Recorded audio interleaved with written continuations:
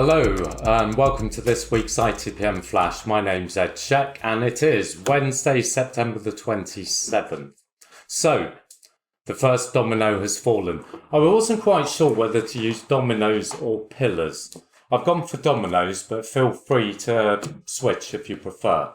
Now, we can observe that the market has got a different tone to it over the last couple of weeks, the price action. Last ITPM Flash, we talked about the probability of oil breaking out, and that's obviously played out, and that's put pressure on rates. And that's aided the higher for longer. But when we think of the last 18 months, we've been here before, little surprises to the upside in inflation, have a 2 or 3 day sell-off, and then everything carries on by the dip. So what's changed now? We only have to look at how the market's trading. Down 6 days out of 7. Well, that doesn't happen very often. Surely it's going to bounce tomorrow. The tone has changed. So we've got to ask ourselves why. Now, before we go back to the dominoes, I want to outline what the 3 pillars of everything's going to be fine, soft landing, no recession are. Consumer strong, high employment, GDP growth.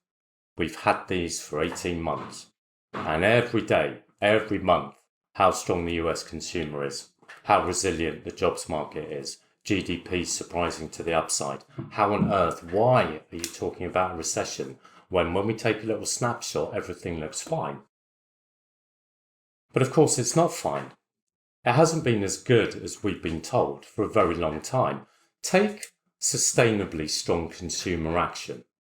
In my mind, if a consumer spends more every quarter, every month, based on earnings, not savings, that is a resilient consumer.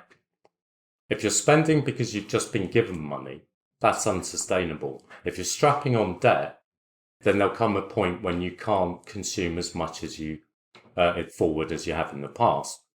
So simplistically, when we came out of lockdown, let's say everyone had 20 grand more.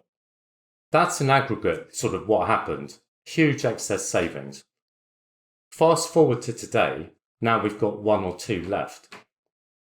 It's not really that complicated. You cannot possibly expect consumers to spend as much in the next period as they have in the last period unless one of 3 things happens. You get a massive job promotion, you're earning a lot more, spend a lot more. You're so confident about your future earnings, you strap on more debt.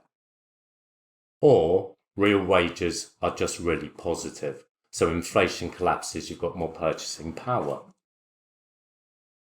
None of those things are really happening. So the consumer is not strong. The consumer is likely to spend a lot less, in my opinion, looking forward than looking back. And this, of course, is the first domino that I think has fallen. And isn't it funny? The writing's been on the wall for months. In the ITPM Society, we've been covering this ad nauseum for months. Market tone has changed. This is now in the herd's domain. And we look at this chart from the Fed. This has been out for a month, by the way. And boom, now everyone's trading it. Consumer discretionary getting smoked. Now, of course, maybe it still goes down, but you know the big returns are already gone. Being a bit early, being a month or 2 ahead of the herd, that's where the big returns are. And yet, has this been so hard to predict? Well, if you just look at the data, last month retail sales 0.7. That's bigger than 0.4. And we hear Bloomberg, how resilient this, how resilient that. Look under the hood. Gasoline's gone through the roof, pure discretionary falling. So the first pillar of everything's fine has gone, in my opinion, and it will probably get worse. The second column is unemployment. How can you have a recession if everyone's got a job? Now, conventional wisdom, old Wall Street, 101 economics, you probably can't. So what? Look at the last 3 aggregate earnings. They've been lower. We've had a profits recession, if not an economic recession. And that profits recession has come when we had a lot of excess savings and now they've all gone. Oh, and by the way, rates are up. And by the way, student loans have to be paid. So why do we think that earnings are just going to rally 8% into Q4? Well, that's what you've got to work out. So I don't think low unemployment is a panacea and means that the wheels can't still fall off from a corporate profitability. We're not trading the economy. We're not trading soft landing, hard landing, no landing. We're trading corporate profitability. So unemployment might be good still. Employment might be very full, deteriorating a bit.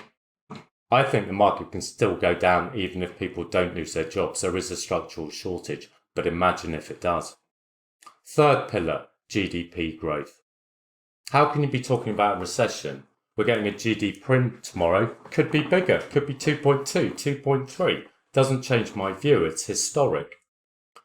And what we forget is that the US government is still spending so much money, so much more above the long-term trend growth of the economy. Of course, with the pandemic, well done, spend a load, throw it everywhere. They did the right thing, but it's still very elevated. And when Janet Yellen was asked, what about the $33 trillion debt? She said, oh yeah, but debt as a proportion of GDP is still okay, whatever that means. Yeah, but Janet, aren't you forgetting that if you stopped hosing money into the economy, for however noble the reason, GDP would be much lower? So I kind of think the GDP story will just mirror at some point what the consumer story's been. Giving everyone 20 grand and then spending it, of course, makes GDP look good and make it look like everyone's in good shape, but it's clearly unsustainable. I think the same will happen with GDP. At some point, the US has to stop overspending, then GDP falls.